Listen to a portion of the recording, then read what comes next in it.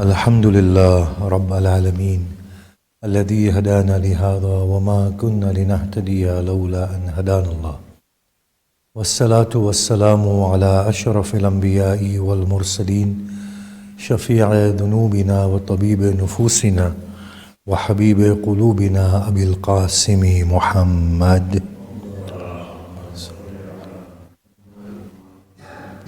وآله الطيبين الطاهرين المعصومين المظلومين وأصحابه المنتجبين ومن تبعهم بإحسان إلى قيام يوم الدين. بسم الله الرحمن الرحيم. رب اشرح لي صدري ويسر لي أمري واحلل عقدة من لساني يفقه قولي. أما بعد، السلام عليكم جميعا ورحمة الله وبركاته. بسم الله الرحمن الرحيم. And I need to just clarify something, and that will come in a form of a recap. We have been talking about our outer motion, in which we display the nature of our God. God is in all control. We yearn all control. God defeats life. We want to defeat life. God is all wealthy. We want wealth. God knows all. This drives us in this inquisitive nature of ours to want to know every detail of our existential world. This is the breath of God which states La ilaha, that there is no boundary, there is no God, there is no limitation, there is no stagnation.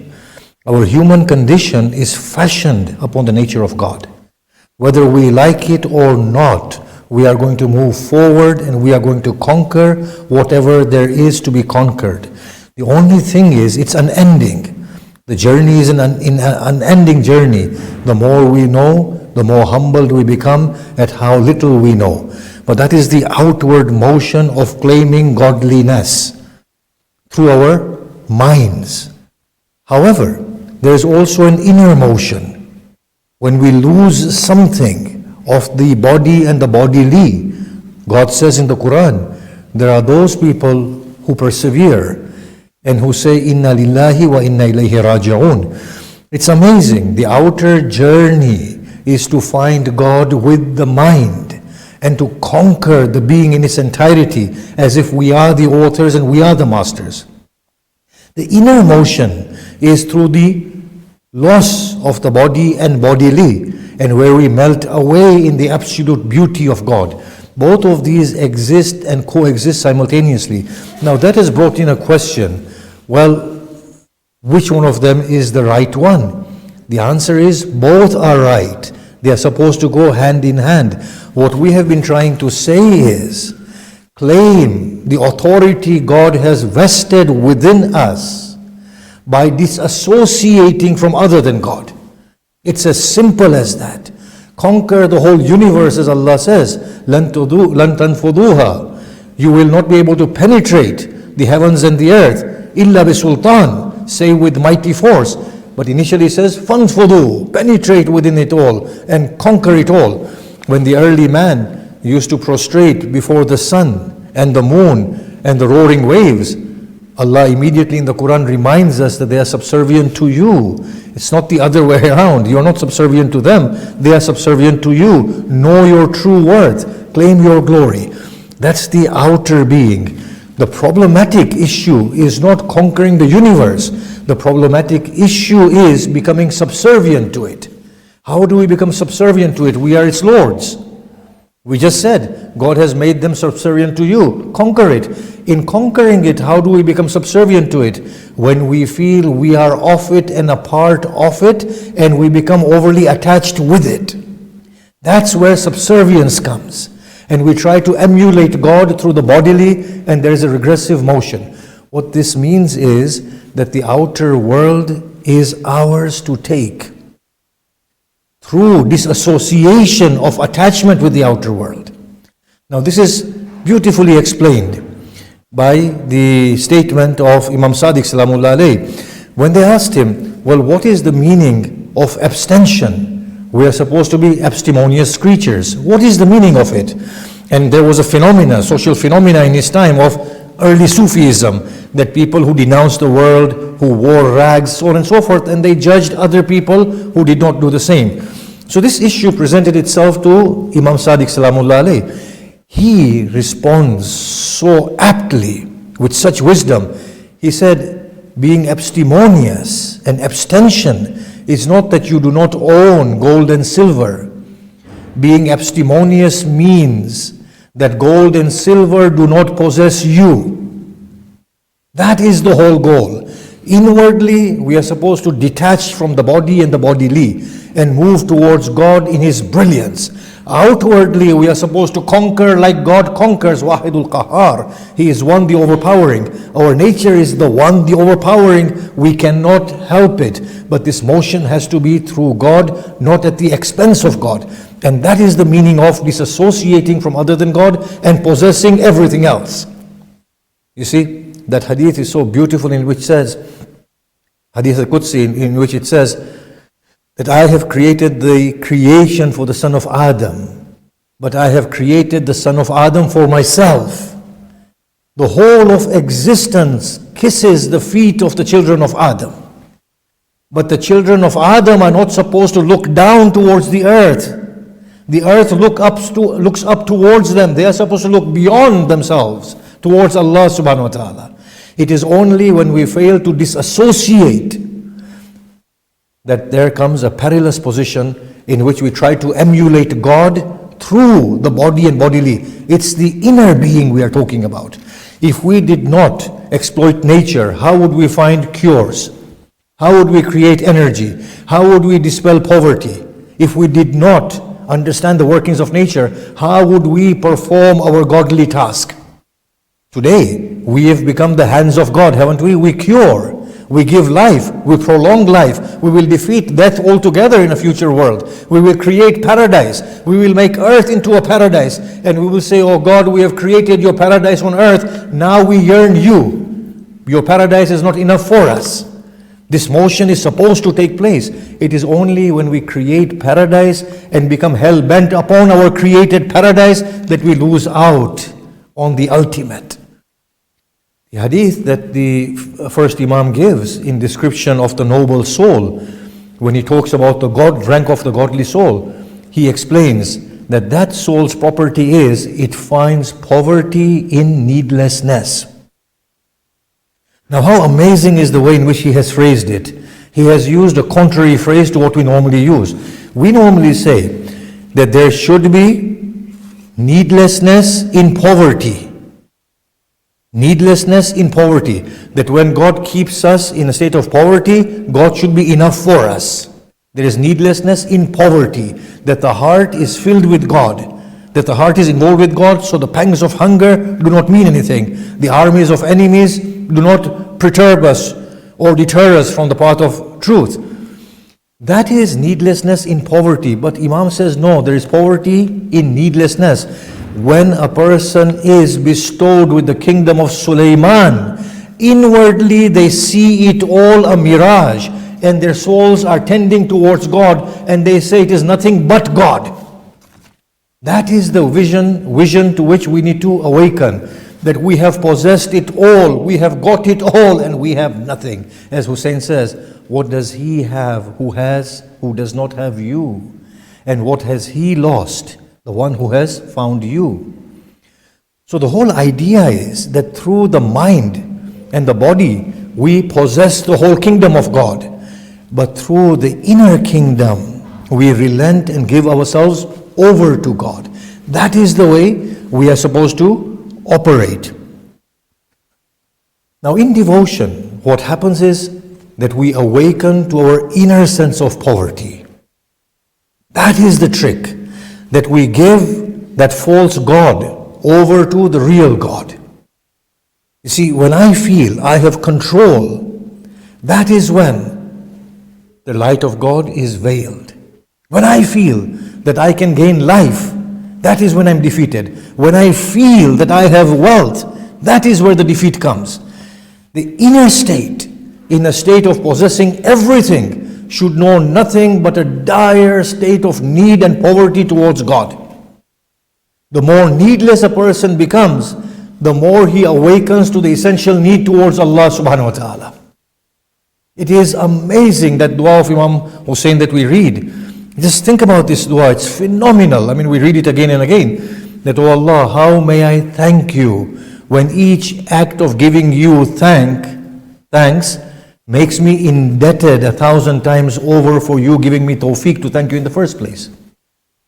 And the air that I breathe is yours.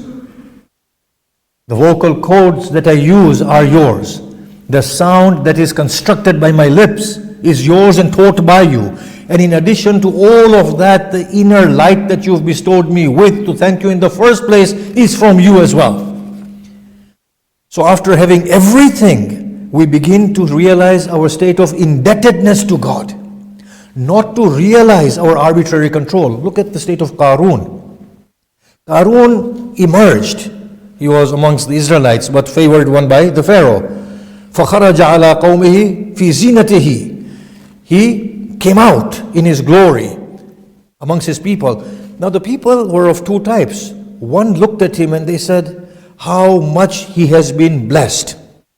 Now at that point, Qarun was supposed to show his indebtedness to God and to say, this is all a mirage. This is arbitrary, it's a mirage. That is what his response ought to have been. He replied, قَالَ إِنَّمَا أُوتِيتُهُ عَلَىٰ عِلْمٍ عِنْدِي. He said, indeed, I have been given these riches due to my knowledge. This is the problematic area. That more God gives, the more indebted we are supposed to become to God. Not to claim that ownership and that glory for ourselves. That is where this devotion comes in. That devotion is an acknowledgement of poverty and need to Allah subhanahu wa ta'ala.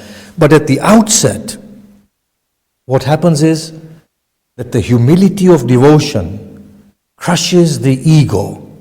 Think about this carefully. How humiliating it feels to be serving somebody else. A noble person cannot be ordered around. It's humiliating. This is one of the reasons why the Sufi masters say that choose a master and do not question your master. Whether he's good or bad, evil or good, now that you've chosen him, serve him. In fact, they say be like a dead body in front of the person who washes it. Let them move you as much as they want. Let them do whatever they want with your limbs. You have no discretion. The only reason they say that is so that the ego may be crushed. The very fact that we feel offended shows there is ego in there.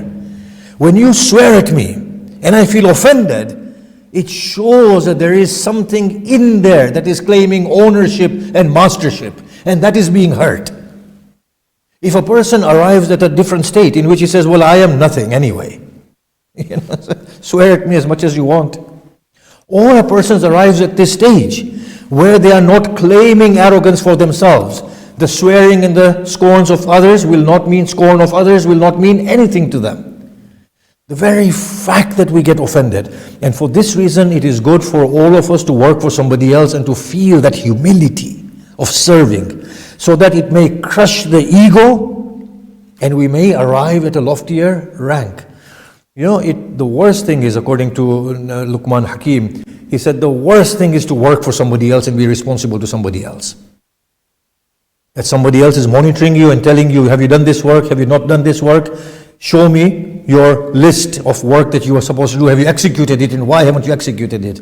It's the worst humility ever for a dignified person. And in fact, that is the one thing that is needed in order to awaken to God. So the first thing devotion does is, it crushes the ego. Now the devotion of God is slightly different. Devotion of God is not only devotion of hands and limbs. That comes easy for us. Yes, He is God, He is supreme. I don't have a problem bowing to Him and prostrating to Him. He is my God. It's easy. The problem comes with God and devotion of God is when God tells us things that we don't like. I'm going to give you some very, very, very tough, hard examples. Yes? Forgive me for them. If God decides to forgive Yazid. Would it be easy for the lovers of Imam Hussain? It's not, is it? It's a hard one, isn't it? Does God have a right to do that? Does He have a right? I'm asking you. The Quran says, وَلِلَّهِ مَا فِي السَّمَاوَاتِ وَمَا فِي الْأَرْضِ. For Allah is whatever is in the heavens and in the earth. يَغْفِرُ لِمَنْ يَشَاءُ وَيُعَذِّبُ مَنْ يَشَاءُ. He forgives whoever He wants and He punishes whoever He wants. We have decided to worship such a God, haven't we? And when God decides to take His discretion into His own hands, we will be offended. That is where devotion to God becomes very difficult. That is where devotion is meant to bring us to our knees in total humility first, and then in total surrender, and then in total appreciation of the beloved. So devotion is not what we think it is. It is not the devotion of the limbs. That is how you train animals. We tell an animal sit, it will sit. We tell an animal stand, it will stand. It's same. Our devotion is the devotion of the animals. The real devotion that is sought is the inner devotion. And Allah subhanahu wa ta'ala creates these instances in order to crush us, and they are favors of God. He sends enemies as a mercy.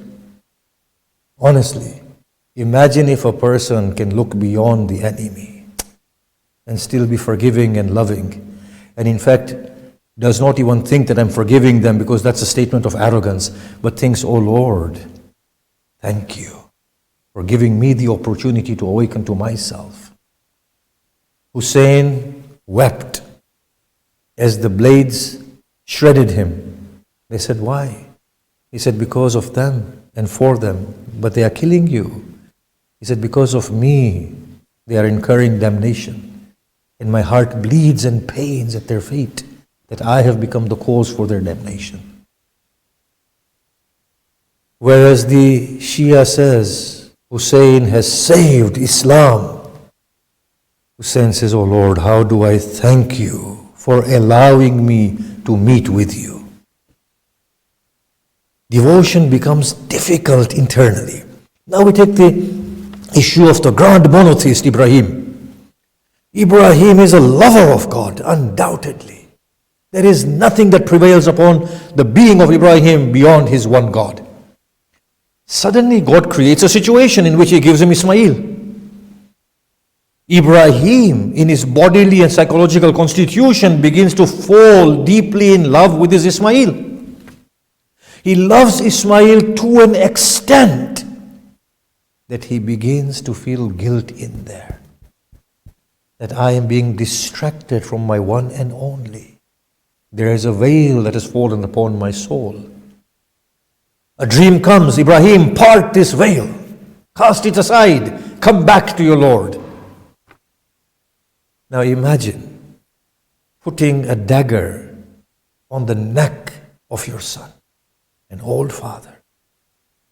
This is devotion. Inner devotion, O Lord, I am directed to you. There is nothing of me that will remain. There will be no veil before me and you. It will be you, it will be I. Tafsir Safi quotes, Hussein places his hands upon the dagger, embedded in the chest of Akbar, looks towards the heavens and says, Ibrahim, there are no blindfolds on the eyes of my Ismail. And there are no hands that are tied of my Ismail.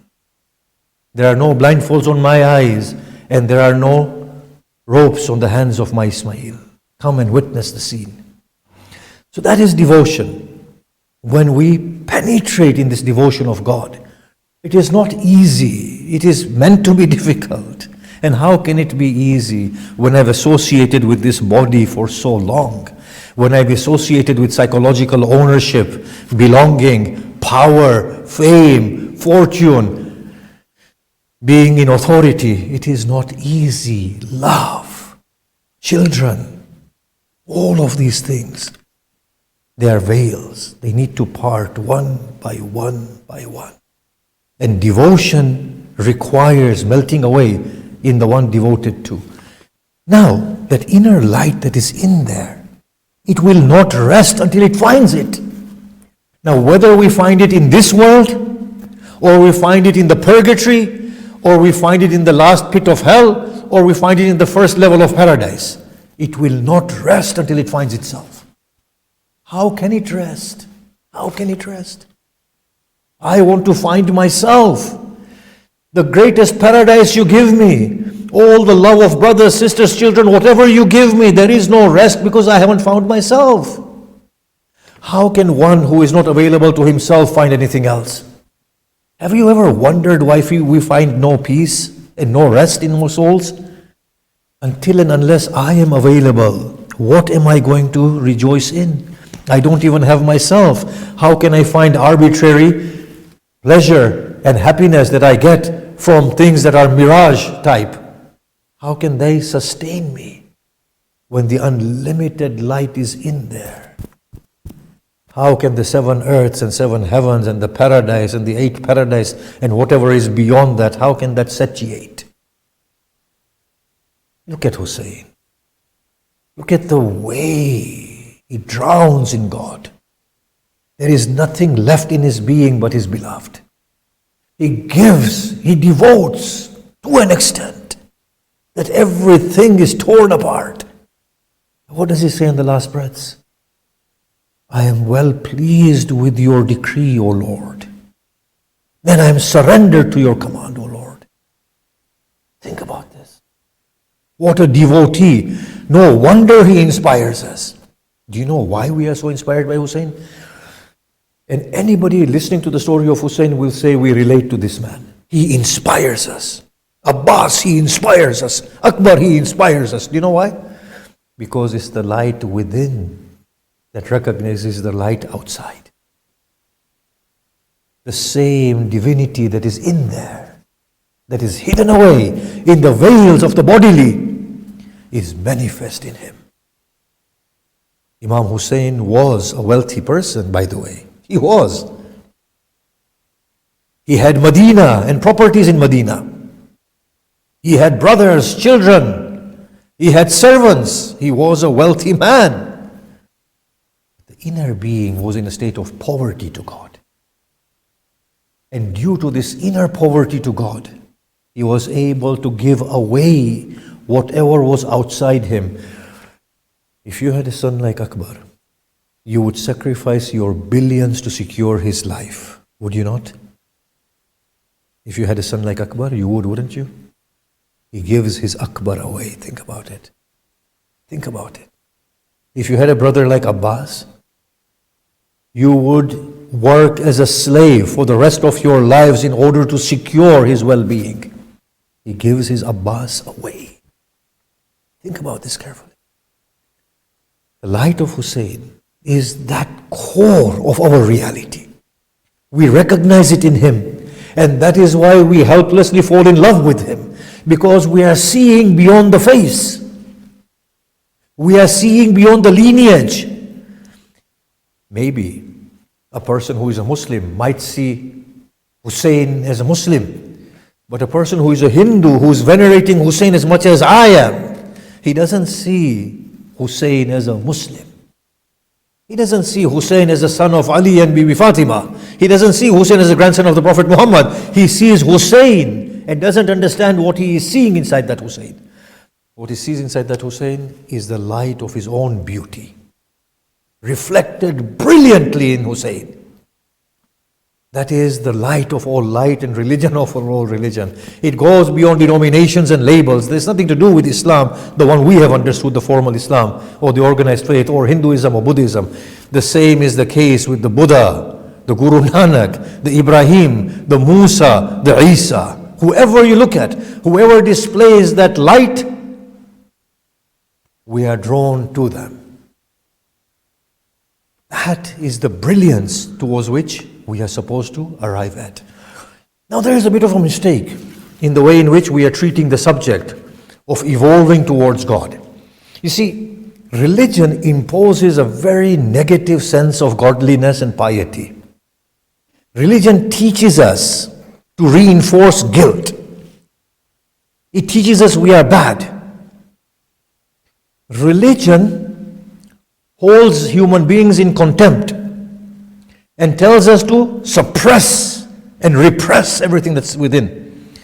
If that was the attitude of religion indeed, then the Blessed Prophet would have come and condemned the Meccans. Yeah? You're not going to get people far more worse than you're not going to get people who are worse than the Meccans. They were beasts, barbarians. Human life, there is no meaning of human life to these people. They kill for fun. They live for killing. If you look at the poetry of the Jahiliyyah, there is somebody complaining about his community. He says, if only I belonged to a tribe that rejoiced in the shedding of blood. I took birth in a passive tribe. The Blessed Prophet should have come to those murderous people, to those people who buried their daughters, and should have said to them, you people are destined for hell. I've come here to reform your children who are untouched by your sins. The Blessed Prophet went to them, he said, no. Forgive yourselves. Forgive yourselves. Allah has forgiven you. There is divine light inside you. Emerge. Not only will Allah forgive every sin of yours that has gone before this day, He will in addition convert those sins into good deeds. The religion of Muhammad Rasulullah is very different to the religion being preached today. This sense of piety, to look gloomy and being detached from the world and being sad all day long, and where is this coming from? Don't partake in the blessings of God. Doesn't Allah say, قُلْ مَنْ حَرَّمَ زِينَةَ اللَّهِ الَّتِي أَخْرَجَ لِعِبَادِهِ وَالطَّيِّبَاتِ. Who is making haram? The beauty that Allah has taken out for His servants and the wholesome foods that He has made specifically for the believers in the hereafter and in this life for one and all. On a night when Salman, Abu Dhar and Miqdad decided that they will leave the comfort of their beds and sleep on the floor and not eat meat anymore. By the way, meat eating should become haram soon, by the way, yes, because our nobility is increasing. But back in the day when it was like the real luxurious item, that they will not eat meat anymore. The verse came, يَا أَيُّهَا الَّذِينَ آمَنُوا لَا تُحَرِّمُوا طَيِّبَاتِ مَا أَحَلَّ اللَّهُ لَكُمْ. Oh, you who believe, don't make haram the good that Allah has made halal for you. This is your bodily constitution. That's how you're supposed to evolve. Rejoice in your bodily constitution, but inwardly move towards God. It's not a question of constantly condemning ourselves and seeing how evil we are. We are born in the ambit of what we consider evil. It is not evil, it's the bodily. People condemn themselves and they loathe themselves. When a person loathes himself and doesn't love himself, how is he going to evolve to God? How is that inner motion and journey going to take place? The book of God says, I forgive so that you may come back to me. لا تقنطوا من رحمة الله إن الله يغفر الذنوب جميعا. Do not be hopeless of the mercy of God. God forgives all sins. Why does He forgive all sins? So that the light may emerge and culminate in godliness. That's the aim. That's the end. It's like saying to a student, and I've actually seen this in my life, that when a student fails an exam, they go into a regressive trend. They lose confidence and they keep on failing. Or it's like somebody like me who fails a driving test and then fails another one. I did pass. Salawat. I'm just going to tell you this as a side thing. I was very arrogant when I went to give my test. So I was talking to the instructor. I said, what can this instructor, not the examiner, I was thinking, forget him, That's my nature, the arrogant nature. And I missed the stop sign. And he said, you have no minor faults, just one major fault, and for that I'm going to fail you. The next time round, I was so humbled. I had tears in my eyes. I said, oh Allah, please. Make me not make a mistake. I went inside the car and said to the examiner, look, I said, I'm very scared, very confused, don't talk with me. And then I made the biggest blunders and he said, and he passed me nonetheless. Yeah? And I said, well, you shouldn't have. He said, well, I'm the examiner. The inward motion should be to God. The outward world is ours to take and to rejoice. Now, look at the verses of the Quran. When he talks about the soul that is embodied. Allah subhanahu wa ta'ala makes frequent references of this nature. قَدْ أَفْلَحَ مَنْ زَكَّاهَا وَقَدْ خَابَ مَنْ دَسَّاهَا. Indeed, successful is the one who purifies it. Damned is the one who tarnishes it. Purifies and tarnishes what? The human soul. Here is the secret of all secrets. We naturally awaken within an animal constitution. We are endowed with supreme imagination. We have the ability to think. When we have the ability to think, what happens is that beyond necessity, we want more. So when an animal hunts, it hunts for the daily meal. When the human being hunts, the imagination kicks in, but I'll be hungry again tomorrow. Can you see that? And then the day after, and then the day after. In the COVID crisis, why do you think people went to the shops and started hoarding like animals? They lost all trace of humanity. They did not care that there were people outside, or there are old people, or people working at the hospitals who can't come and shop, and by the time they come to the shop, there'll be nothing left. The animality with their imagination kicked in. And they hoard it for today and tomorrow and day after tomorrow and day after tomorrow. And there is no reliance on God after that at all. It is when the human being awakens within the bodily, imagination kicks in, and we have the beautiful knowledge that God has given us, it's directed towards the bodily. When it is directed towards the bodily, it begins to want control. That is what you call greed, insecurity, fear, anxiety.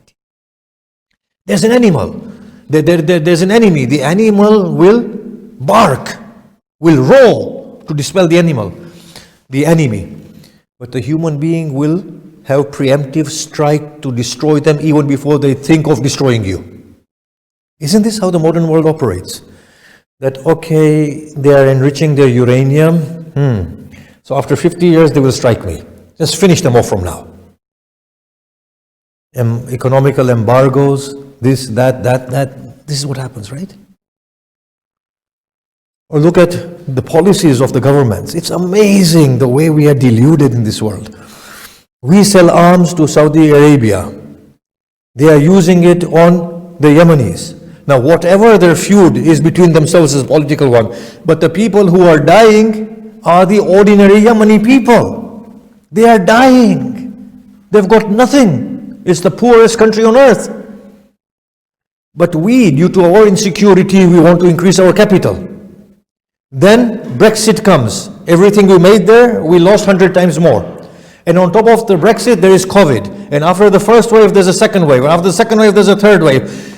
It will not stop until we are reduced to rags. Do you know this? Just think about it. Isn't it amazing? In any case, when we awaken within the body, the mind is so phenomenal, but it gets deluded within the bodily properties and workings. So there is the birth of greed, of fear, anger, lust, loss. This is the greatest opportunity to claim our godliness. Believe it or not, the way things are fashioned. This is the opportunity that you are supposed to be greedy, you're supposed to be angry, you're supposed to be lustful, you're supposed to be all these things. Now, if you can curb those things and work towards their opposites, then you are increasing your light and you are immersing yourself into God. Isn't that phenomenal? When we can lie and secure benefit, we say, no, oh Allah, I'd rather trust what you are saying, that you are the one who sustains. I will say the truth and forego this arbitrary gain. And in that act of foregoing it, we claim our light, and the light increases. Isn't that phenomenal? At the point of rage, we say, oh Allah, as you forgive me, I shall forego. The light that shines through at that point is phenomenal. But that light is only available at that point. So whatever religion has considered human weaknesses and for which they have made people loathe themselves, in the creational work of God, these are grand opportunities. It's a question of how to deal with them. Every human weakness is an opportunity to claim the light of God. It is not a question of repressing, it is a question of acknowledging. Oh Allah, I am scared. I'm not going to hide it. Oh Allah, I doubt you. I'm not going to hide away from you. I doubt you. Let me acknowledge that I doubt you. And now help me to trust you. You see, the Imams were genuine, authentic human creatures. The fourth Imam, I believe, he says in one of his dua, "O Lord, remove all doubt from my soul." Why would he say that? In their humanness, they have to acknowledge themselves to God. Don't they? Who can be greater than God? And anything less than God is in a state of sin. Sin is the life in which we live. There's a hadith from the Blessed Prophet that the Sufis often quote, and I think this is something that even our ulama might agree to, that if the children of Adam were to stop sinning, I will destroy them. And I will create a creation that can start sinning so that I may forgive them. What a phenomenal hadith. People often blame me for saying loose things from the pulpit. If these people were in the time of the Prophet, I wonder what they would have said to the Blessed Prophet. Why are you giving such a loose hadith, right? But it's a question of understanding what it means. That when we fall, we are humbled. Can you see that? When we fall, we see a lack within us. Now, obviously, I'm not going to finish this thing today, so I'll just suffice with an example. There's a phenomenal opportunity created for two individuals, for Iblis and for Adam. Simultaneously, almost. Iblis is asked to prostrate before Adam, and Adam is told not to eat from the tree. Both of them do the contrary. Iblis does not prostrate, and Adam eats. To that level, the opportunity is continuing. Both of them have committed what we call an act of disobedience. Asa Adama Rabbahu faghawa. Adam disobeyed his Lord. And he says to Iblis, Allah says to Iblis, Afa asayta amri. Have you been disobedient to my command? Both have disobeyed God. Until this point, it's an opportunity. The human flaws or the jinn constitutional flaws. Until here, it's an opportunity. What happens beyond this point is quite telling. Adam awakens through this opportunity. And he says to Allah, "Oh Allah, there was hidden greed inside me." Because Iblis said to Adam, "Allah does not prevent you from eating of this fruit, but that you may become ever living, or that you may become an angel." And Adam coveted that. He coveted that. He wanted that. He was greedy. Adam turns to God and he says, "Oh Allah, you have revealed to me my inner state of greed and lack of trust of you." He does not say lack of trust and he does not say greed. I'm expressing it on behalf of Adam. Because I do know nowadays the people, how they listen. So I'm giving Adam's intentions here. So you've revealed for me my inner state of greed and inadequacy. Now Adam sets about working on his lack, on his inadequacies. And he becomes a brilliant Safiyullah, the one specially chosen by God. Now we go to Iblis. Iblis does not see the opportunity. His ego prevails. "Oh Allah, you beguiled me and misguided me, and you deliberately did this act in order for me to fail. I will mislead them all as you have misled me, O Lord," he said. Look at the response. So bodily frailties that we have, they are not to be seen negatively in the way that we are accustomed to seeing them. They are supposed to be seen as awakeners to the light. Sins are supposed to be seen as our invitation towards doing the opposite. So when I lie, I'm supposed to become mindful and say, oh Allah, but whatever evil I wish to dispel through this lie, you can dispel it anyway. And on the day of Qiyamah, when I stand before you, I will not be able to lie to you. Isn't it better that I receive my share of punishment here and be free in front of you?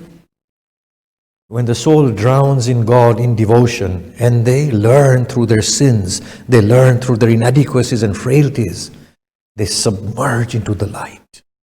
And they begin to complete their light through God.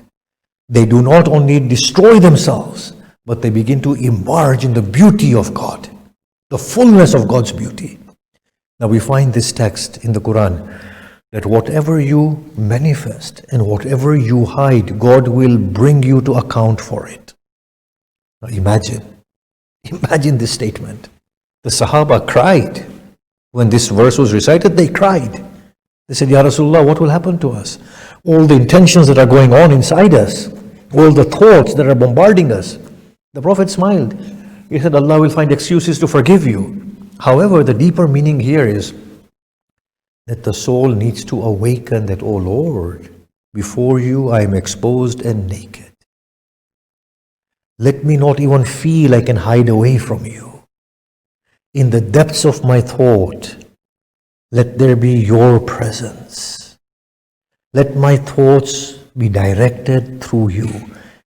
Devotion, in the final analysis, and we'll go on with this for the next 3-4 days, in the final analysis is to hand over the conscious being to God, not the body, the conscious being, in a sense that God is available to the thoughts, to the feelings. That is the state of devotion. We find this devotion within the sister of Hussein. It is a day of Ashura. Akbar has tasted martyrdom. Qasim has been taken by the swords. Zainab looks at Aun and Muhammad. Do you value your lives, O children, above the lives of my brother? They say, oh mother, whenever we go to our uncle, he sheds tears and cries and looks away from us. Zainab says to Fizza, call my brother. At that point, it was a time of single combat. Fizza calls Hussein, as the Zakirins narrate. Hussein hesitates, but finally succumbs and goes to inside the tent. When he comes inside the tent, Zainab says, oh brother, look at me. Hussein hesitates. Oh Hussein, look into my eyes. Will you not allow me the honor of giving my children for you? Hussein, do you wish me to stand embarrassed in front of our mother?